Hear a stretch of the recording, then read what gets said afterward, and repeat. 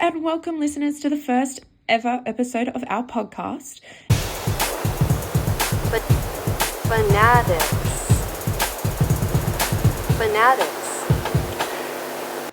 In this episode, we'll be taking a deep dive into BCM 110's Week 6 topic of fan studies, specifically what a fandom is, how they differ from cult fandoms, and how it is exemplified in this modern media landscape. How will we be doing that, you might ask? The Minecraft movie? Imogen, do you know what a fandom is? Well, a group of fans? Yeah, so to be more specific, Professor Mark Duffett defines fandom as a sociocultural phenomenon that is defined by its alignment with media and its surrounding environment. In his book, Understanding Fandom, Duffett discusses how fandoms originate from changes in media and how they impact mundane experiences. Makes sense. So, what differentiates a fandom from a cult fandom? Well, a fan derives aspects of their identity from their affiliation to the pleasures connected to pop culture, as described by Duffett. They harbour a deep emotional conviction towards specific media or celebrities, adopting a role within a fandom. In Matthew Hill's academic journal, Media Fandom, Neo-Religiosity and Cultural Studies, he makes a clear distinction between cult and regular fandoms. A cult fandom is associated with cult media or niche texts. However, Hills draws upon John B. Thompson's ideas that fandoms are a symbolic projection of self. Hills further differentiates fandoms and cult fandoms by stating that, in the cult's case, this projection of self is not symbolic, but rather primarily emotional, stating that cult fans create subjective textual significance rather than interpreting its literal meaning. This is evident as Hills states, and I'm quoting him here, they have the power to bring meaning to a fan's experience rather than being wholly or primarily about the interpretive construction of meaning. J.P. Talott states that the cult film experience entails a worshipful audience. This suggests that a cult fandom functions through practical logics, set in physical practices, instead of being dictated by an interpretive community associated with a regular fandom, who analyse media similarly to an academic.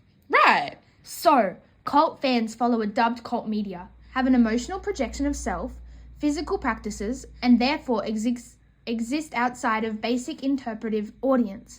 Wow.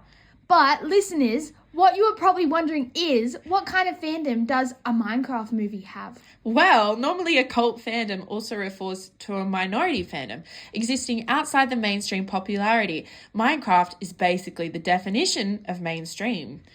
Oh, definitely. The video game has over 204.33 million monthly active players. That's recorded as of December of 2024 by Demand Sage. Minecraft describes itself as a sandbox game, meaning that the game has no set narrative. It is completely customizable. The game is recommended to players 10+. However, DemSage suggests that average users is age 15 to 21. It relies heavily on a young audience. So Minecraft has a normalized fandom? Yes, but the Minecraft movie does not. I'm confused. Although both forms of media are derived from the Minecraft universe, there is a clear distinction that separates the film from the video game as a form of transmedia, which is defined by Hills as telling different parts of the same story through different electronic media, as both share the story of the Minecraft universe. This is exemplified when the characters in the film employ the same survival techniques often used in the game, like when Steve, played by Jack Black, chucks water on the ground using a bucket to save their lives from falling. That's so true. Izzy van der Velde from the Rolling Stone illustrates that Black also propels himself upward using a slime block, which also bounces players in the video game. And there are many other examples. However, the film's director, Jared Hess, states that there is no story to the video game. Everybody that plays it brings their own unique story and narrative when they play it. No two players play it the same way. Everybody has a different, unique relationship with it. However, the film follows a singular narrative. The human characters are sucked through a portal to a strange cubic world where they must complete a heroic quest to get back home. So yes, although there are two separate forms of media, they are evidently intertwined. The fan bases differ. This is further evident in the audience's reaction to the memified vernacular in the film, which is not exemplified in the video game, as it does not rely on dialogue. Oh yeah! So, we have established that a Minecraft movie has a separate fan base as a transmedia from the video game, but that doesn't necessarily prove that it has a cult following. You're right. To rectify that, let's look at Rotten Tomatoes. The movie's achieved a critic's score of 48%. That's not great. No, it's not. Critics left a wave of negative reviews stating that the film is a profoundly empty, deeply dire experience, a hot trash pile of video game memes turned to life in hopes of exploiting popular IP and turning a buck. However, contrastingly, the audience scored the film much higher at a solid 88%, suggesting that the critics are simply not the film's target audience or that they have simply misinterpreted the film. To call it profoundly empty seems a bit harsh. Well, it only emphasizes his lack of understanding of the film's intent. In the conversation, Sophia State illustrates that the film is a way for adolescents to physically connect through celebrating their shared pleasure in the film during this digitally dominated age. As stated by State, the film also pays tribute to significant streamers who aided in popularizing the video game, such as Technoblade. The streamer's skin is seen in the village, a pig wearing a crown. In the film, Steve is asked if the pig is a king. He responds, no, he is a legend, honouring the late YouTube star who passed away from cancer in 2022. Exactly. There are various pop culture references throughout the film which evoke an emotional connection between the audience and the text for those who are in the know. The cultural significance of the film amongst its fans is immense. In Connor Murray's article, he writes that the film's audience claimed, "This movie is going to change our lives."